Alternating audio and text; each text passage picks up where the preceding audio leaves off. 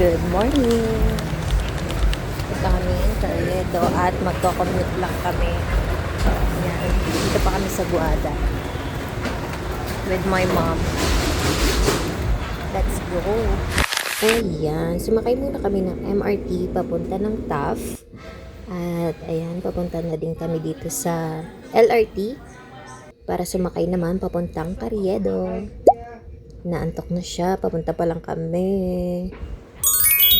Yes, nasa Carriedo Station na kami.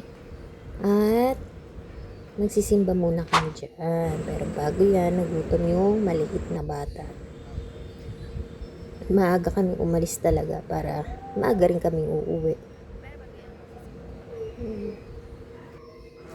Let's go to church. Walang masyadong tao dyan. Simba muna tayo. Nag-pray over muna ang mother. Ayan, bali dito nag-decide kami na kumain paungpin. So, papunta kami doon.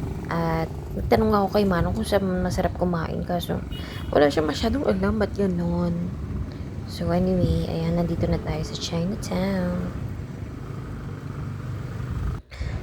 Ayan, so dito kami napadpad sa Chunky. At dito na kami kumain.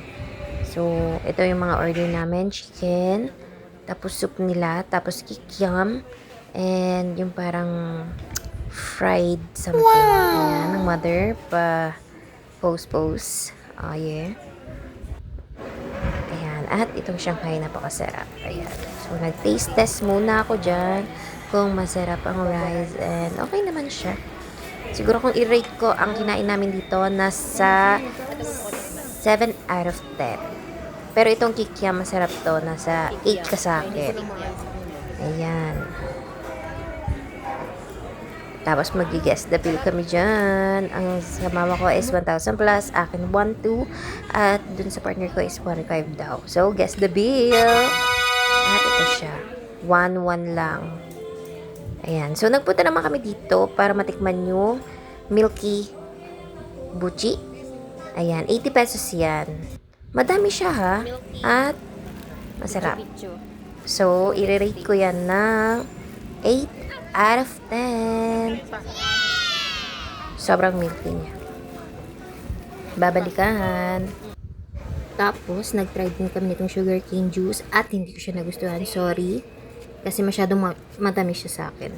So, 6 out of 10. Bali, ayun lang. At napagod na kami. 9 AM yan. Nakauwi na kami.